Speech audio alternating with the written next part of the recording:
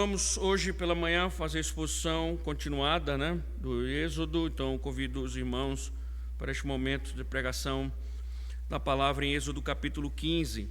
Vamos encerrar o capítulo 15. Hoje à noite nós vamos iniciar o capítulo 16, terminando no próximo domingo pela manhã. Êxodo capítulo 15, verso 22 ao verso de número 27.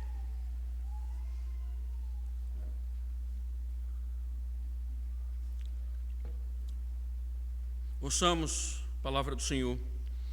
Moisés fez o povo de Israel partir do Mar Vermelho, e eles foram para o deserto de Sur. Caminharam 3 dias no deserto e não acharam água. Por fim, chegaram a Mara. No entanto, não puderam beber as águas de Mara, porque eram amargas. Por isso, aquele lugar foi chamado de Mara. E o povo murmurou contra Moisés, dizendo: "O que vamos beber?" Então Moisés clamou ao Senhor, e o Senhor lhe mostrou um pedaço de madeira. Moisés jogou a madeira nas águas, e as águas se tornaram doces. Ali o Senhor lhes deu estatutos e uma ordenança, e ali os provou, e disse: "Se vocês ouvirem com atenção a voz do Senhor, seu Deus, fizerem o que é reto diante dos seus olhos, derem ouvidos aos seus mandamentos, e guardarem todos os seus estatutos, nenhuma enfermidade virá sobre vocês, das que enviei sobre os egípcios, pois eu sou o Senhor, aquele que cura vocês." Então chegaram a Elim, onde havia 12 fontes de água e 70 palmeiras, e acamparam junto às águas. Ó Senhor, que porção maravilhosa da Tua palavra, ó Deus. E mais maravilhoso ainda, Senhor, é que o Teu Espírito possa nos iluminar, possa, Senhor, nos dar o entendimento, as verdades aqui reveladas, e fazer, Senhor, com que Te ouçamos, e que, de fato, ó Deus, Tua voz possa, ó Pai, romper com a nossa incredulidade, com a nossa surdez, para que nos edifique, Senhor, para andarmos os Teus preceitos, para confiarmos no Senhor, para a glória do Teu santo nome. Amém. Poder sentar-nos.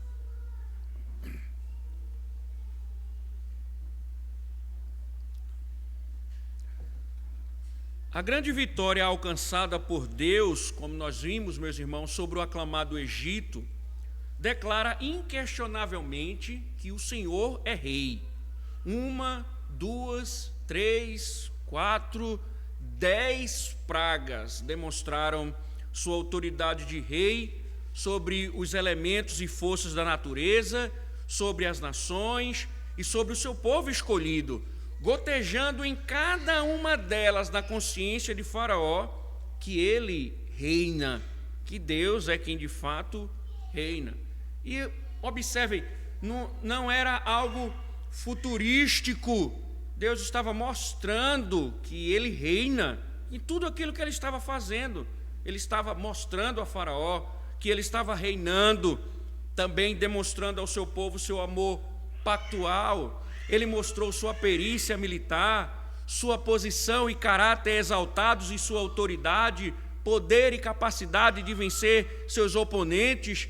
Ele estava dizendo: Ele reina, Ele governa, Ele tem todo o poder. Por isso, irmãos, o cântico de Moisés, como nós vimos, termina e declara em sua nota final: o Senhor reina para todo sempre. Diante de tantas verdades cantadas, Moisés cantou: o Senhor reina para todo o sempre. Mas, irmãos, depois de toda essa atmosfera de êxtase, nós estamos vendo agora uma mudança radical de ânimo e clima. Quase que imediatamente após os louvores em agradecimento e reconhecimento, a gratidão é substituída por queixas. Você vai ver que a partir de agora é só Israel murmurando. Só Israel murmurando. Quase, irmãos, que imediatamente após os louvores. E aqui, irmãos, por uma razão talvez compreensível, faltou água. Faltou água. Quem pode sobreviver, seja no deserto ou nas grandes metrópoles, sem água? Impossível viver sem água. Todavia, irmãos, o que eles não sabiam é que o Senhor estava testando cada um deles. Deus estava testando. E a pergunta óbvia é porque o Senhor estava fazendo isso. O Senhor os provou para que eles andassem nos mandamentos do Senhor. Então, eles já sabiam quem Deus era. Deus já se revelava como aquele que reina. Mas agora eles precisavam conhecer quem eles eram. Pecadores miseráveis. E que precisavam obedecer ao Senhor. Então, esse texto, irmãos, como uma lição, ela nos mostra o seguinte, que após a salvação, o que Deus requer de nós é obediência. O que Deus requer de nós é obediência. Então, vamos ver isso agora, a partir da narrativa na qual nós vamos explorá-la agora. Veja que esse verso 22, ele introduz a segunda parte do livro, que vai tratar esse segundo bloco. Então, nós encerramos a primeira parte do livro, nós temos três grandes blocos no livro de Êxodo. Nós encerramos o primeiro bloco, que foi com o cântico de Moisés. Então, encerramos esse bloco. A partir do verso 22, introduz a segunda parte do livro, que vai tratar sobre as provações no deserto, que se estenderão até o capítulo 18, verso de 27, que aí depois vem o terceiro bloco, que já é Israel no Sinai. E aqui, irmãos, além de introduzir, também introduz com um enredo surpreendente. Lembre-se, Deus acabou de atravessar o povo do mar, salvando do poderio militar de Faraó. Nós vimos um verdadeiro milagre, nós vimos Israel reconhecendo isso, cantando. Contudo, irmãos, o texto muda radicalmente, porque o entusiasmo deu lugar às queixas. Repare comigo novamente o verso 22 e o verso 23. Moisés fez o povo de Israel partir do Mar Vermelho, e eles foram para o deserto de Sur. Caminharam 3 dias no deserto e não acharam água. Por fim, chegaram a Mara. No entanto, não puderam beber as águas de Mara, porque eram amargas. Por isso, aquele lugar foi chamado de Mara. Note a abertura do texto. Moisés fez o povo de Israel partir do Mar Vermelho, e eles foram para o deserto de Sur. Por que importa, irmãos, essa parte introdutória? Nós temos agora aqui num contexto um inimigo abatido. Israel viu, Israel creu, Israel adorou e louvou ao Senhor. O que faltava agora era Israel seguir diretamente para Canaã, ou seja, diretamente da graça, para a glória da terra prometida. E lembre-se, irmãos, do que nós falamos. Se Israel seguisse a costa, Israel gastaria um pouco mais de 2 semanas para chegar a Canaã. Porém, irmãos, o que o texto está dizendo é que Israel vai para o deserto de Sur, ou seja, ele vai em direção oposta. Em vez dele subir para a orla, ele está descendo para o deserto de Sur. Então, observem, a viagem que tranquilamente seria feita com a brisa do mar, o privilégio da brisa do mar, Moisés direcionou o povo pelo caminho do deserto. Irmãos, a palavra, geograficamente falando, no Israel está para o deserto, mas o deserto ele tem um símbolo de lugar difícil. É verdade que por vezes nós encontramos nas Escrituras o deserto sendo palco de grandes encontros com Deus. Nós vimos isso em Gênesis, por exemplo. Agar teve um encontro com Deus justamente em Sur, no deserto de Sur. Mas a Bíblia mostra que deserto, ordinariamente, é sempre terra difícil. Eles não sobem para a orla, mas eles descem para o deserto, um lugar infértil, um lugar desolado e terra de tribulação. Mas quando diz assim, Moisés fez o povo de Israel descer, entenda, é Deus quem está direcionando o povo para o deserto. Talvez, irmãos, o povo chegou para Moisés e disse, pronto, então agora nós vamos subir a costa e vamos seguir em frente em direção a Canaã. Mas Moisés fez o povo descer para o deserto de Sur. Então, o plano de Deus não era ir pela costa, o plano de Deus não era ir pela orla, era ir pelo deserto. Ou seja, a terra prometida, ela só seria alcançada pelo deserto. Irmãos, alguns eleitos, eles são privilegiados. Filhos da aliança, eles mortos na infância, sem peregrinar, eles logo habitam a terra prometida. Outros, como o ladrão na cruz, adentraram no paraíso logo após conversão. A Bíblia mostra que esse é um privilégio de poucos, porque o normativo é o povo de Deus. O povo de Deus vai peregrinar numa viagem longa, árdua e atribulada. Esse é um privilégio de poucos, como os não eleitos ou os eleitos da infância que morrem como ladrão da cruz, que logo adentram a terra prometida. Mas o normativo é que o povo de Deus vai peregrinar numa viagem longa, árdua e atribulada. Ou seja, Israel não vai pela orla, vai pelo deserto. Irmãos, é importante porque isso contraria o evangelho pregado em nossos dias, que promete riqueza, glória, honra, poder, prazer. Então, segundo esse falso evangelho, esse pseudo-evangelho, após convertido, tudo fica bem, não fica. Porque o normativo é que peregrinos padecem numa caminhada longa e árdua. Então, não devia nos assustar o fato de enfrentarmos tribulações nesta vida. Até porque nós devemos lembrar de uma coisa: este é o caminho traçado por Deus.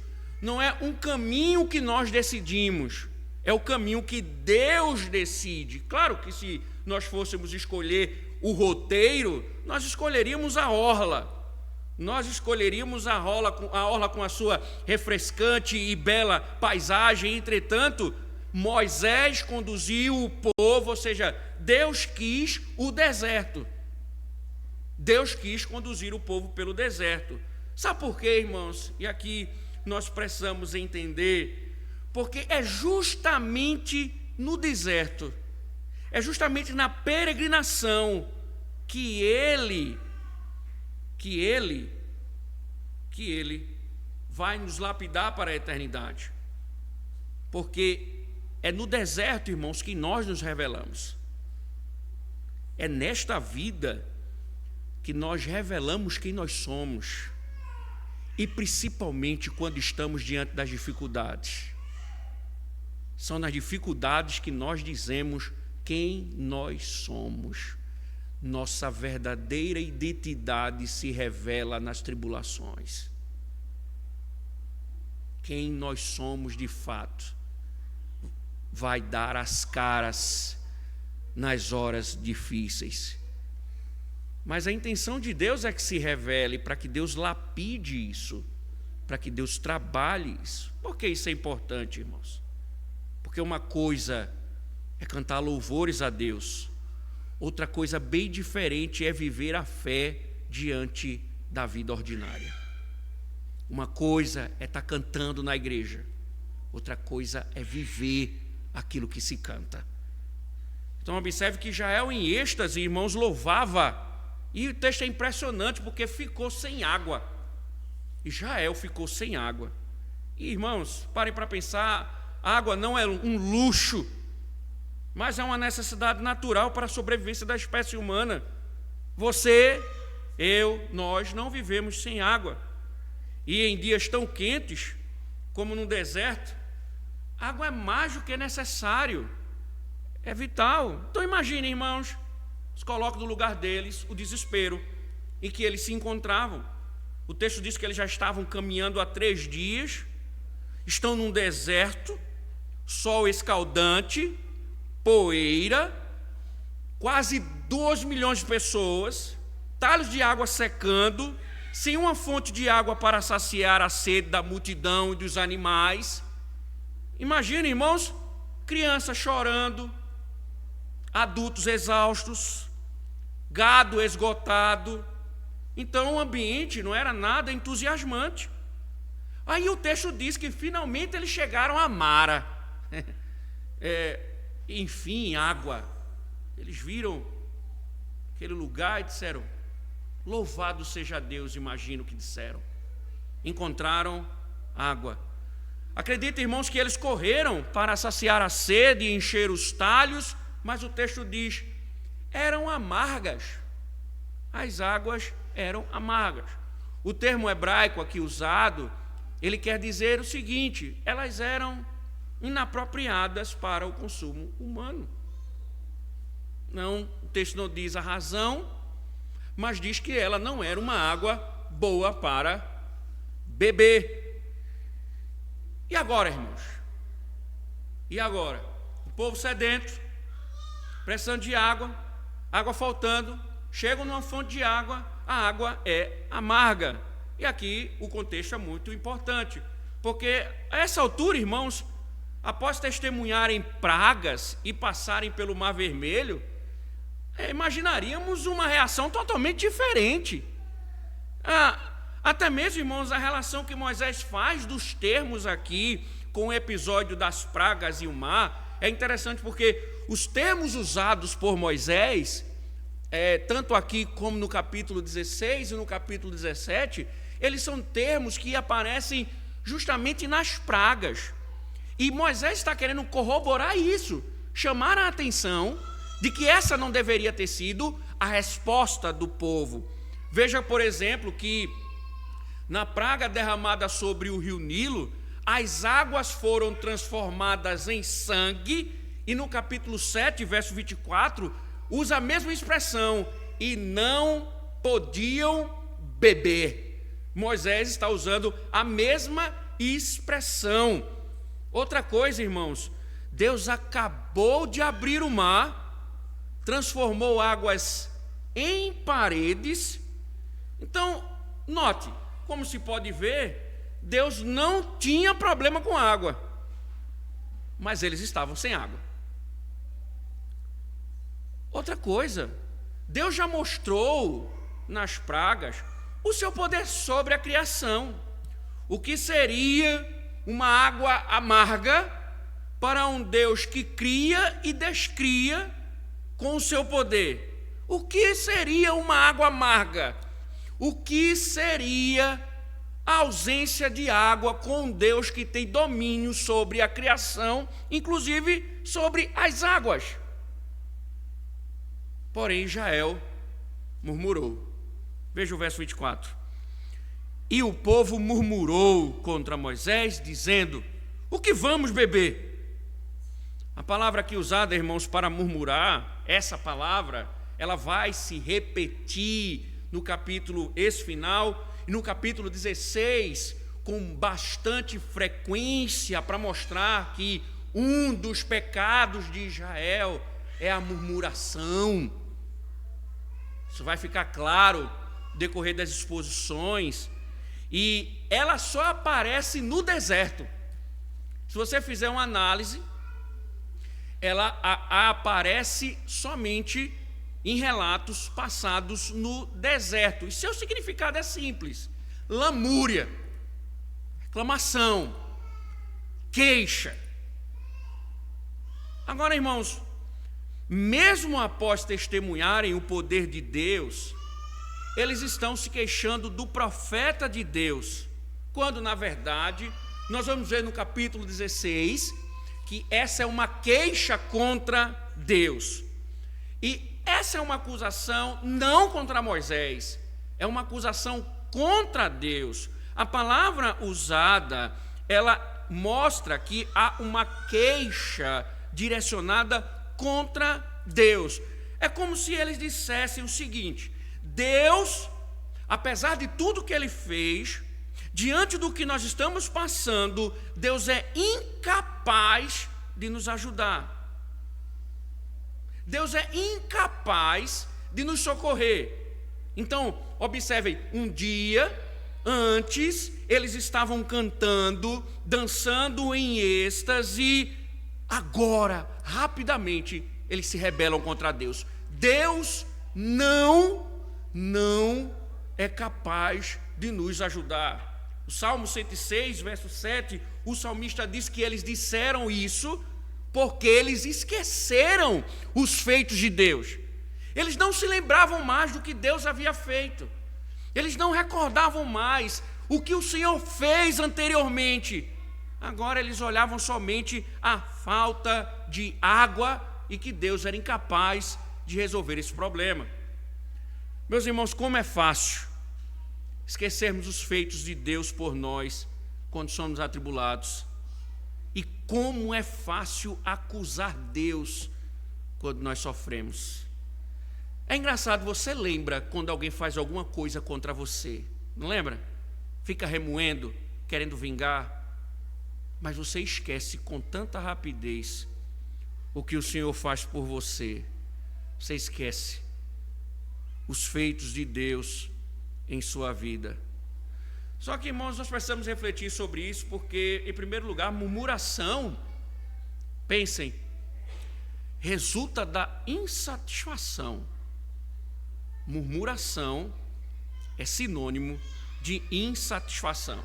Repare, reclamamos da chuva, no outro dia reclamamos do sol.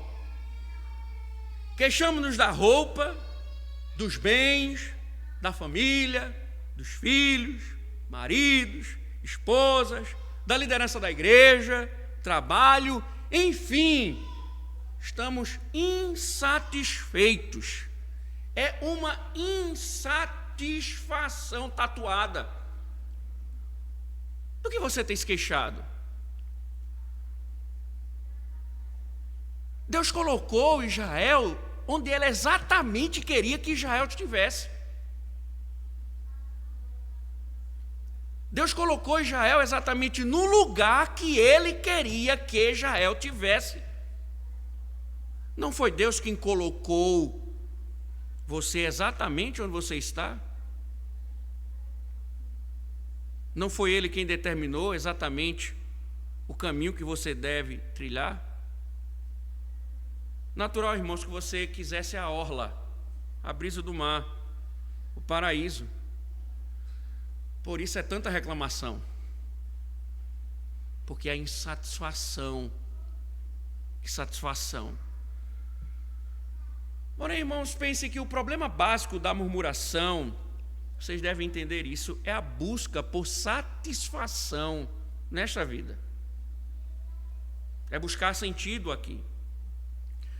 O puritano Matthew Henry diz: Deus amarga aquilo em que buscamos satisfação.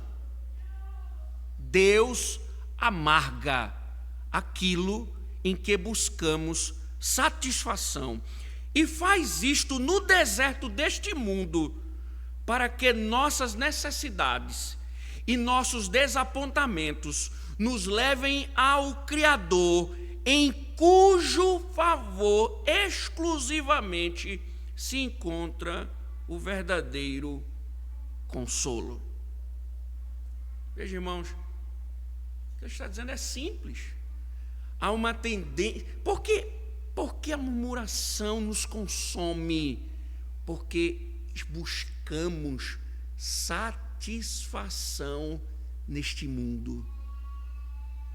Então, por vezes, como o puritano diz, Deus vai amargar aquilo que você busca satisfação. Deus vai amargar aquilo que você busca satisfação e vai fazer isto neste mundo para que você encontre satisfação em Cristo. Para que você encontre seu verdadeiro consolo em Deus. Então, irmãos, olha o pecado de Israel. Deus fez tanta coisa. Quando faltou água, eles ficaram insatisfeitos.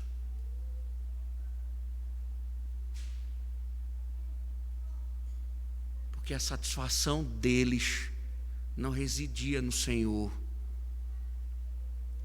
mas residia em saciar a sede, em atender às suas necessidades momentâneas.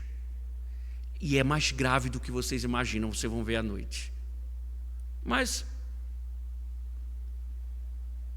o pecado da murmuração, irmãos, é um pecado comum. Não é algo típico de Israel, não. É seu pecado também. Então, não ouse sair daqui desta manhã sem incorporar em sua mente a seriedade disso. Porque, uma vez que ela é comum, é algo sério a ser tratado. Paulo escreve à igreja de Corinto, no capítulo 10, verso 10, e diz: não murmureis como alguns deles murmuraram. Isso para alertar a igreja, irmão, sobre o juízo de Deus. Isso é para alertar a igreja sobre o juízo de Deus. Uma coisa, irmãos, é orar, mas murmuração é envenenar o nosso relacionamento com Deus. É direta ou indiretamente proferir críticas contra Deus.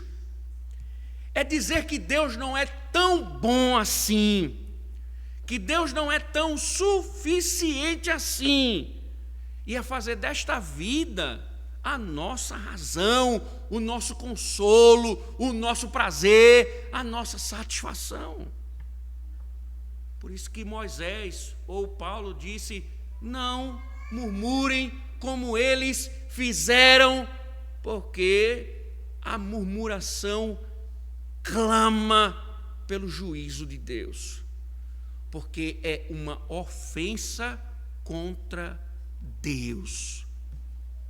E numa cultura, irmãos, em que tudo é visando a satisfação, tudo é visando a satisfação. Quando nós não conseguimos, o que é que acontece? Rapidamente Deus se torna o nosso alvo.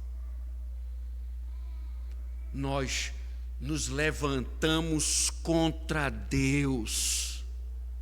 Era o que Israel estava dizendo, que Deus é esse que deixou faltar água. Que Deus é esse que abriu o mar. Que Deus é esse que transformou o rio Nilo em sangue e nos deixou sem água. Tome cuidado, meu irmão, para que você não se torne alvo de Deus como foi Israel. O que nós devemos fazer, irmãos, é como Davi. Ainda que as coisas me faltem, o Senhor é meu pastor, nada me falta. Ainda que eu ande pelo vale da sombra da morte, não temerei mal nenhum, porque tu estás comigo. Esse é o espírito do cristão, a satisfação em Deus. Mas eu quero exortá-los, irmãos, sobre uma questão importante aqui, que o texto implicitamente está nos colocando, que vai ficar mais claro no decorrer das narrativas. É o seguinte: você precisa identificar o problema. Ele não está do lado de fora, o problema está do lado de dentro. O problema real, irmãos, desse povo e de você é o coração. Calvino ressalta que Deus poderia ter lhes dado água doce desde o início, mas Ele queria, por meio da água amarga, evidenciar a amargura que se escondia em seu coração. Ou seja, irmãos, o problema não é Deus. O problema é que, assim como Israel, você confia no seu próprio coração. O problema é que você quer estabelecer a sua própria rota. Você quer viver a vida com sua própria força. Então você não aceita que Deus lhe tirou da orla e lhe levou para Mara. Você não aceita que Deus traçou um caminho de turbulência. Mas Deus está fazendo isso para revelar justamente o seu coração. O quanto você confia em si mesmo, o quanto você confia na sua própria força, o quanto você confia no seu próprio braço, o quanto você confia nos seus próprios caminhos. Então, Philip Ryken, ele faz um comentário importante, ele diz: a amargura não ocorre nas circunstâncias externas, mas na reação interna. Somos chamados não a murmurar, mas a crer na bondade de Deus, mesmo quando Ele nos levar para as águas amargas. Deus quer revelar nas tribulações os problemas do seu coração. São nas aflições dessa vida, irmãos, que vocês não conseguem se esconder. São nas dificuldades que Deus mostra a você quem verdadeiramente você é. Bastou faltar água, Israel murmurou. E aí, irmãos, veja, a lição aqui é impressionante, porque o povo estava murmurando, acusam Moisés e automaticamente Deus. Mas veja o que Moisés fez, verso 25. Então Moisés clamou ao Senhor, e o Senhor lhe mostrou um pedaço de madeira. Moisés jogou a madeira nas águas, e as águas se tornaram doces. Veja a diferença, irmãos. Israel não viu água, murmurou contra Deus. Moisés não. Ele não agiu pelos sentidos, mas pela fé. Porque Moisés sabia, irmãos, que as amargas águas poderiam se tornar doces. Então ele fez uma coisa, ele orou. Ele foi orar, foi clamar ao Senhor. Irmão, sabe por que você reclama tanto da vida? Queixa-se tanto de falta de dinheiro, de desafetos, decepções familiares, emprego, infelicidade no amor, doenças e tantas outras coisas. Pense, tem ou não tem amarguras em sua vida que se tornaram fonte de queixa constante? Você vive reclamando, dizendo a Deus que não concorda, que não aceita, é porque falta oração. Um dos aspectos, irmãos, de quem não confia em Deus é que ele não ora, ele só reclama. Moisés não, quando ele se viu diante da amargura, ele não murmurou, ele não foi discutir com os israelitas, ele orou. Até mesmo porque, irmãos, ele sabia que não podia fazer nada para matar a sede do povo, mas ele sabia que Deus poderia salvá-los. Então ele viu, creu na provisão de Deus e foi buscar a Deus. Então, irmãos, deixa eu dizer uma coisa: murmuração não resolve problemas. Se ela clama pelo juízo de Deus, ela cria mais problemas. Contudo, oração resolve. Por vezes, resolve. E penso, irmãos, que o antídoto para nossa murmuração é o caminho de oração. Porque quem ora, irmãos, não vive pelo sentido, vive pela fé. Quem ora não vive pelos sentidos, vive pela fé. E talvez, irmãos, o seu problema seja oração. Quem sabe você já leu teologia demais. Você já conhece demais. Você já está uma teóloga, um teólogo, um bacharelado, um mestrado, mas você não tem orado. Basta olhar para as nossas reuniões de oração. Eu procuro os teólogos na reunião de oração e não encontro. Eu procuro os leitores, os mestres, os conhecedores, os fenômenos de Parque Dourado da teologia nas reuniões de oração e não encontro. Por quê? Onde estão os teólogos, as teólogas da segunda-feira? Por que não vêm para a reunião de oração na terça? Os estudiosos das quartas-feiras, por que não vêm na terça-feira na reunião de oração? Ah, pastor, porque eu estou... Não, é porque você não ora.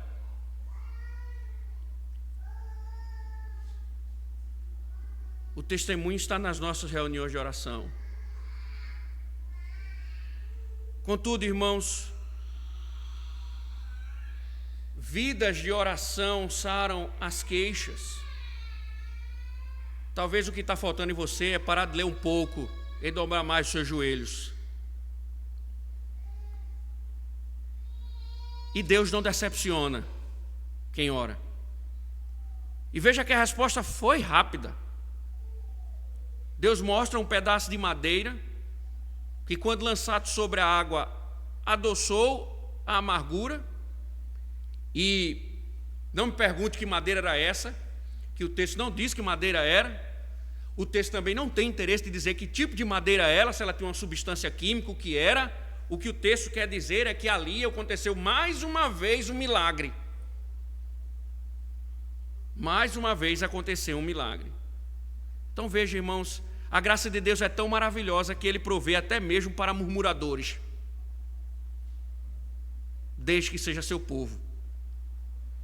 E é interessante porque um dos temas que vai mostrar aqui em Êxodo, e estão aqui implícitos, e ele faz isso, ele não retribui os murmuradores como deveria retribuir. Aqui, ele faz isso por duas razões: para mostrar a sua graça e a sua misericórdia,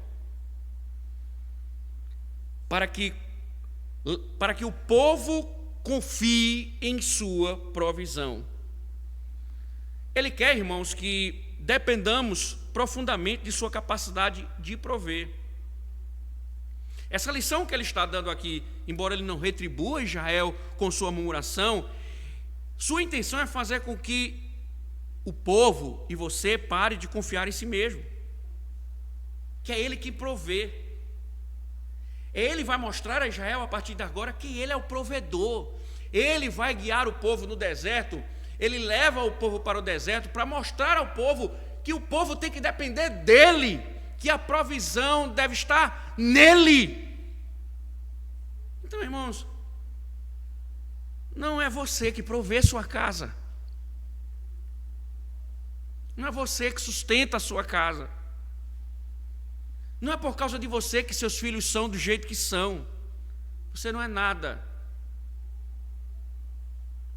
Por isso que Deus tem que, por vezes, levar as águas amargas, para que haja uma dependência, uma confiança nele.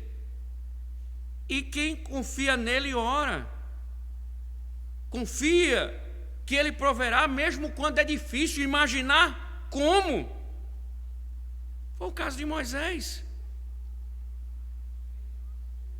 Então, irmãos, em vez de ficarmos gotejando os céus com murmurações e queixas, nós devemos clamar ao Senhor certo de que Ele cuidará de nós,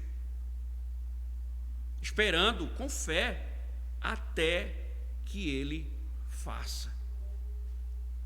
Moisés foi ao Senhor e o Senhor adoçou a amargura do povo.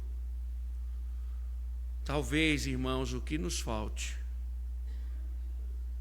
é buscarmos mais o Senhor para tratarmos a nossa amargura, a nossa queixa.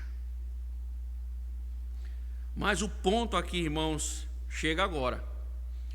Por que aconteceu tudo isso?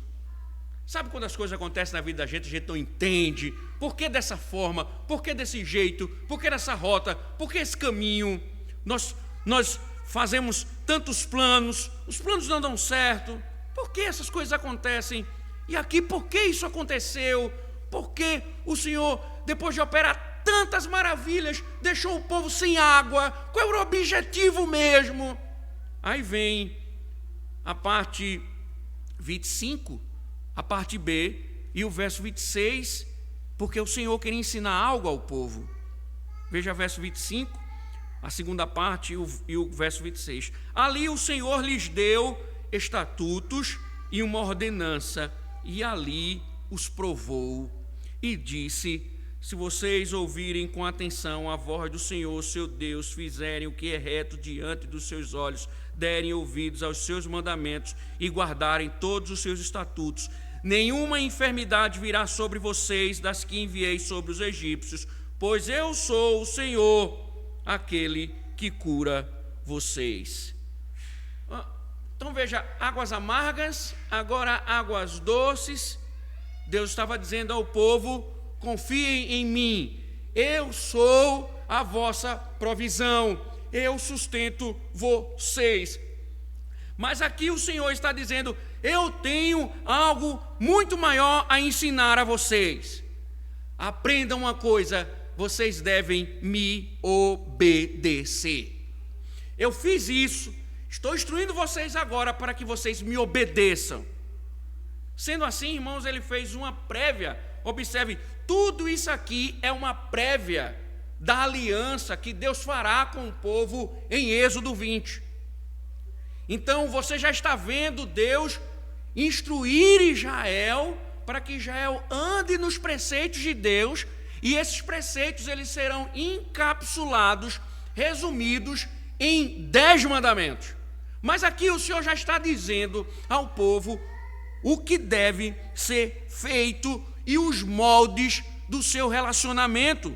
Então são ordens com alertas e promessas, bênçãos e maldições. Então primeiro Deus diz: vocês devem obedecer a minha palavra. Vocês devem obedecer a minha palavra. Aprendam, me obedeçam, obedeçam às minhas leis. Isto é, irmãos, Deus, ou seja, Israel não poderia pensar que Deus toleraria seus pecados. Israel não poderia pensar que Deus toleraria os seus pecados. Porque o que Deus está querendo mostrar ao povo é: o Deus que salva também determina a forma como esse povo deve viver. Principalmente, irmãos, porque se a murmuração a princípio não trouxe juízo, eles poderiam imaginar: será sempre assim, como se nós podemos murmurar contra Deus, pecar contra Deus e vai tudo ficar bem, tudo vai ficar tranquilo. Só que Deus está exigindo que esse povo viva para a glória dele, e que andar no pecado não vai ficar livre do juízo de Deus por muito tempo. Então eles deveriam ouvir o que ele dizia, fazer o que ele queria, obedecer ao que ele ordenava e observar o que ele decretava. Não que eles seriam salvos por isso, mas em resposta à salvação. Por isso que você vai ver em Êxodo o Senhor dizendo: eu sou o Senhor teu Deus. Aqui no verso 26 ele diz: se vocês ouvirem com atenção a voz do Senhor, seu Deus. Então, se eu sou o seu Deus, ande nos meus estatutos. Irmãos, o povo cantou, dançou,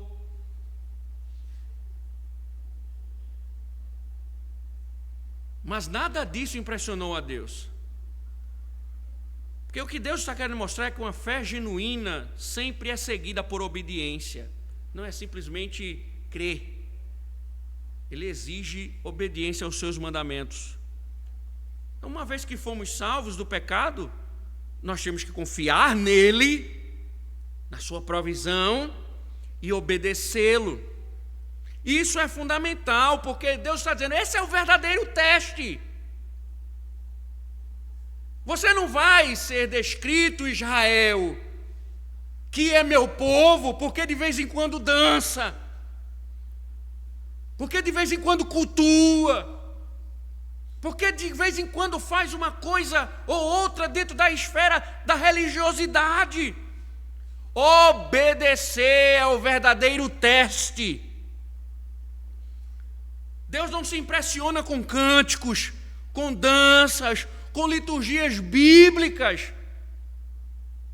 Quando nós vivemos uma vida totalmente contrária a Deus.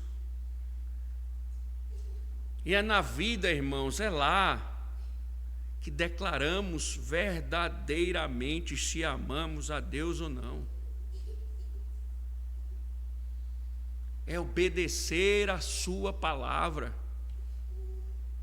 Veja, Deus não manda orar para ver o que vamos fazer. Deus não manda jejuar para decidirmos o que fazer. Deus não nos manda fazer tantas outras coisas para vermos se vamos nos submeter ou não. O que Deus está dizendo é, você deve andar nos meus estatutos. Aqui você declara se você ama a Deus ou não. É como você trata a lei de Deus. Que você declara se ama a Deus ou não. Aqui é o verdadeiro teste.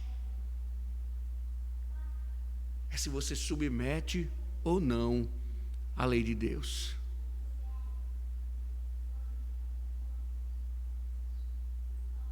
Não diga que ama a Deus se a lei de Deus não é a sua lei. Não diga que ama a Deus se seus caminhos são traçados pelos seus próprios planos, pelas suas próprias regras. Porque não é. O teste é: me obedeça. O teste é: me obedeça. Agora, irmãos, preste atenção, porque o pacto de Deus sempre tem promessas e alertas. O Senhor diz: tem bênção para o obediente e maldição para a desobediência. No verso 26 ele diz: se ouvires atento, fizeres o que é reto, nenhuma enfermidade virá sobre ti, da que enviei sobre os egípcios, pois eu sou o Senhor que te sara. O que Deus está dizendo é: se você não me obedecer, você não estará livre das pragas que eu derramei sobre o Egito. Entende agora? Porque quando nós fizermos a exposição de Números, nós vamos ver quantas pragas o Senhor derramou sobre o povo por causa da desobediência.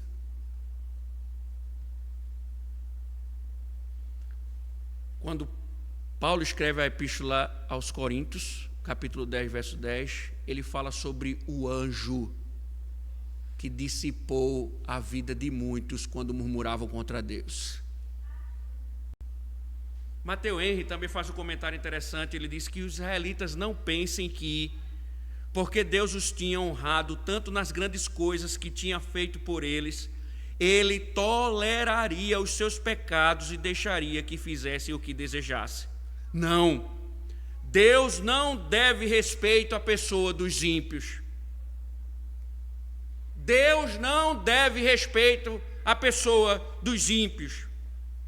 Um israelita rebelde não merece nada melhor do que um egípcio rebelde.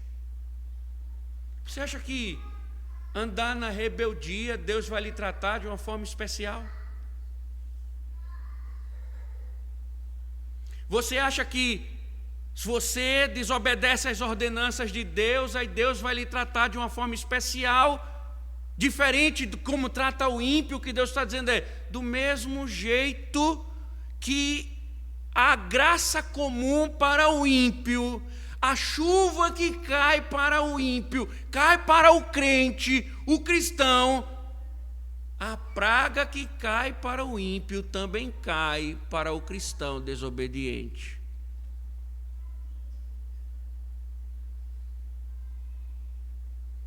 E aí, irmãos, isso é muito sério. Porque por vezes andamos no pecado, nada nos acontece, então pensamos, está tudo bem. Está tudo bem. Profanamos o dia do Senhor, chega as férias, é férias. Aí Deus não se importa que eu, nas minhas férias, em vez de estar domingo na igreja, ou numa igreja onde eu estiver, cultuando ao Senhor, Deus não se importa. Deus não se importa que eu use o domingo, pelo menos nas minhas férias, para curtir um pouco. Aí a gente usa o domingo, nada nos acontece, imaginamos, não foi grave, está tudo bem. Eu estou desobedecendo a lei de Deus, nada está me acontecendo. Eu estou seguindo falso evangelho, nada está me acontecendo. Eu estou andando no erro, não tem nada acontecendo comigo. Está tudo bem, eu não estou sentindo nada, eu não estou doente, minha família está bem, minha empresa vai bem, está tudo bem, eu não estou ofendendo a Deus. Não é assim. A pessoa,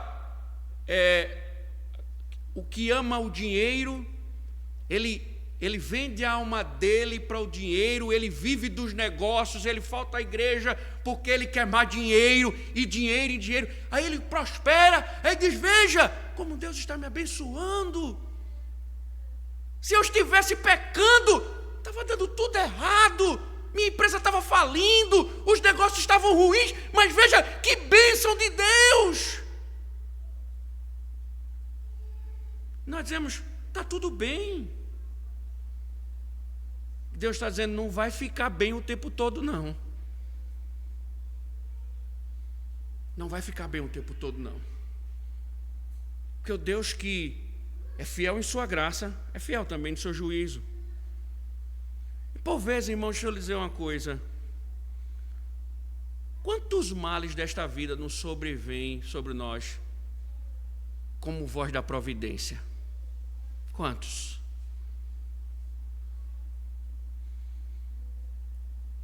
Quantas coisas não acontecem na nossa vida como voz da providência nos chamando ao arrependimento? Você lembra do episódio do Rio Nilo? Vocês lembram não? O sermão não deve nem passar na cabeça de vocês na quarta-feira, quanto mais o sermão do capítulo 7. Mas deixa eu lembrar vocês. Quando o Senhor transforma a água em sangue, capítulo 7, Deus estava atacando o Egito para que eles se arrependessem. Sabe o que eles fizeram? E não reconheceram Deus como sendo o Senhor do Egito. Vocês lembram o que foi que eles fizeram? As águas transformaram em sangue, os talhos no Egito se transformaram em sangue. Sabe o que foi que eles fizeram? Eles foram cavar poços para encontrar água. Por vezes, irmãos, a voz da providência está falando através das circunstâncias da vida, mostrando que nós devemos nos arrepender, e nós vamos cavar poços para fugir do julgamento divino. Nós vamos buscar uma fuga para não ouvir a voz de Deus que sopra nas catástrofes deste mundo.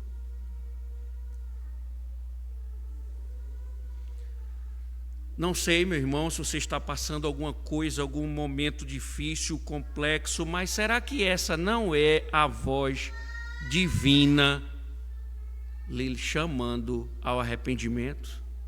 pelo caminho de desobediência que você traçou? Será? O que o Senhor nos fala e fala a Israel é: tomem cuidado, me obedeçam, me obedeçam. Todavia, irmãos, Deus quer ensinar o povo a obedecer. Mas não é interessante porque Deus faz isso e em seguida o povo vai murmurar de novo. O povo vai murmurar de novo. E o pior, que eles vão reclamar de fome com comida. Eles vão reclamar de fome com comida. Isso mostra, irmãos, que carecemos urgentemente da obediência de Cristo. Lembrem-se que ele com fome ouviu Satanás dizer: transforma essas pedras em pães. E o Senhor disse: nem só de pão viverá o homem, mas de toda a palavra que procede da boca de Deus. Israel se queixou: estamos com sede. Cristo disse ao diabo: é Deus quem me sustenta. Eu tenho poder para transformar essas pedras em pães, mas é Deus quem me sustenta. É Deus quem me sustenta. Agora, existe uma grande bênção, irmãos, para aqueles que confiam e obedecem. Deus que se revelou como aquele que cura aqui. A pergunta é, preste atenção, será que estaríamos imunes às enfermidades? Há uma teologia da prosperidade aí, eu vi essa teologia da prosperidade em muitos meios de igrejas que se dizem reformadas. Não se preocupe, porque essa enfermidade não vai lhe atingir. Você está imune à enfermidade. Será que o Senhor está dizendo isso? Que Israel estaria imune às enfermidades? Óbvio que não, irmãos, mas essa palavra aqui é importante dentro da estrutura do texto, porque ela traz o sentido de curar de fato, mas não só de curar no sentido físico, mas no sentido moral e espiritual. O que o texto está querendo dizer, irmãos, é que o Senhor curou as águas amargas e declarou que Ele é capaz de curar qualquer coisa. Por isso que a Bíblia descreve Ele como aquele que não, ao mesmo instante que perdoa pecado, Ele é aquele também que cura de todas as doenças. Nos evangelhos, por exemplo, você vai ver que Jesus curava. Diz que Ele percorria Galileia, pregando o evangelho do reino e curando toda sorte de doenças e enfermidades entre o povo. Jesus chegou e disse para o paralítico: os teus pecados estão perdoados. E questionaram ele, dizendo: só quem pode fazer isso é Deus. E ele disse: o que é mais fácil, dizer ao paralítico: levanta-te, anda, ou estão perdoados os teus pecados? E eles não responderam, porque se eles respondessem alguma das perguntas, eles cairiam numa cilada. Então Jesus disse: para mostrar que o Filho do Homem tem autoridade no céu e na terra, a ti te digo, paralítico, levanta-te e anda. O que o Senhor estava dizendo, irmãos, para que eles obedecessem, é porque Ele tem uma cura para uma realidade mais profunda. É a doença do pecado. O que Ele está dizendo a Israel é: o problema maior não é a falta de água. É verdade que padecemos sem água, precisamos de água para viver. A mulher samaritana queria água, mas Jesus disse: eu tenho uma água que jorra para a vida eterna. O que o Senhor está dizendo é: me obedeçam, porque eu tenho a cura para uma doença chamada pecado. O problema não é a falta de água, é a falta de Deus na alma. E o Senhor diz: eu sou aquele que curo as suas enfermidades e saro a doença da sua alma.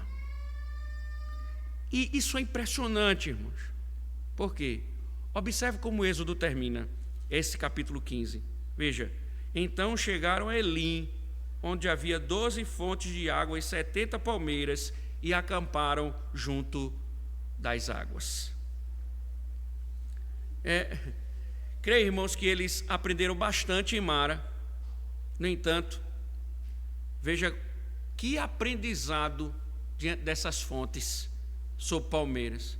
Elim, ele está sendo descrito aqui como um lugar de abundância. Veja, em meio ao deserto, um lugar de abundância, cheio de árvores tão grandes que alguns estudiosos sugerem que havia aqui uma abundância extraordinária de água subterrânea.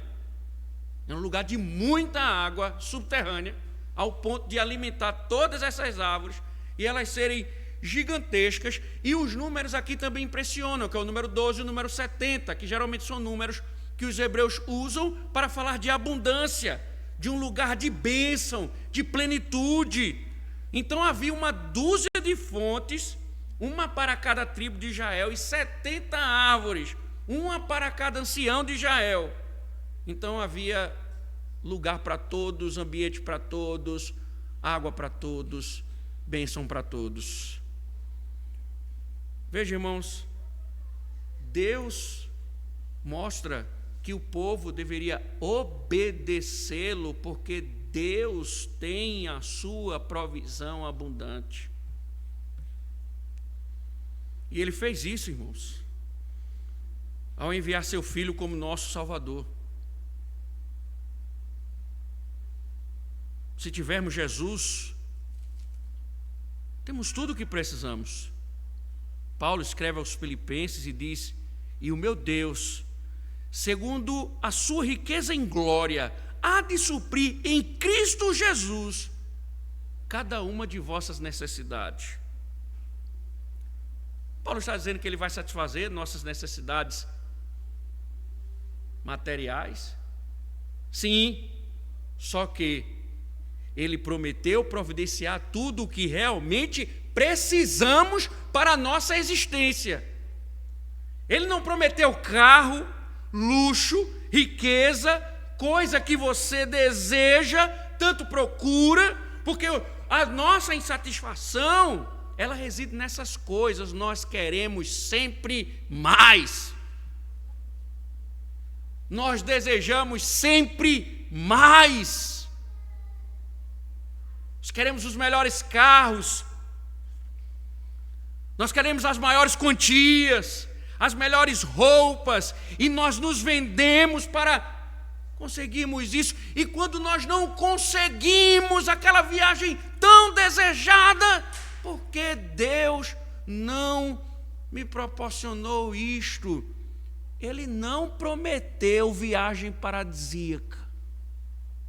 Ele prometeu: eu vou te vestir, eu vou te alimentar, eu vou cuidar de você. Mas uma coisa Ele prometeu: satisfazer nossas necessidades espirituais mais profundas, concedendo-nos perdão e nos dando a comunhão eterna. Essa promessa é a grande promessa. Porque, irmãos, quando estivermos peregrinando, tudo aqui é emprestado. Tudo aqui é emprestado. Porque os nossos tesouros, eles estão preparados na eternidade. Então, a Bíblia aplica, irmãos, as lições de Mara e Elim, descrevendo Jesus como água da vida. O próprio Jesus disse: se alguém tem sede, venha a mim e beba. Quem crê em mim, como diz a Escritura, do seu interior fluirão rios de água viva. Jesus estava falando do Espírito, a fonte que refresca a vida espiritual. Todos que encontram o Senhor estarão satisfeitos em todos os sentidos. Por isso, irmãos, Apocalipse 22 termina dizendo: aquele que tem sede, venha, e quem quiser, receba de graça a água da vida. Meus irmãos, onde reside nossa esperança, nossos desejos, nossa submissão? Que o Senhor seja gracioso para com o seu povo, em nome de Cristo. Amém. Ó Deus, louvamos o teu nome, Senhor, por esta manhã. Que as tuas palavras permaneçam em nós, nos orientando, Senhor. E tenha de misericórdia da quantidade de vezes que nos dirigimos ao Senhor, murmurando, falando, porque a maior coisa nós já temos, Senhor, é a redenção. E nós te louvamos por isso, ó Deus. Seja a nossa provisão, ó Deus, mas também seja o nosso grande desejo. Que tudo nos falte, Senhor, mas que o Senhor não nos falte. Para a glória do teu santo nome. Amém.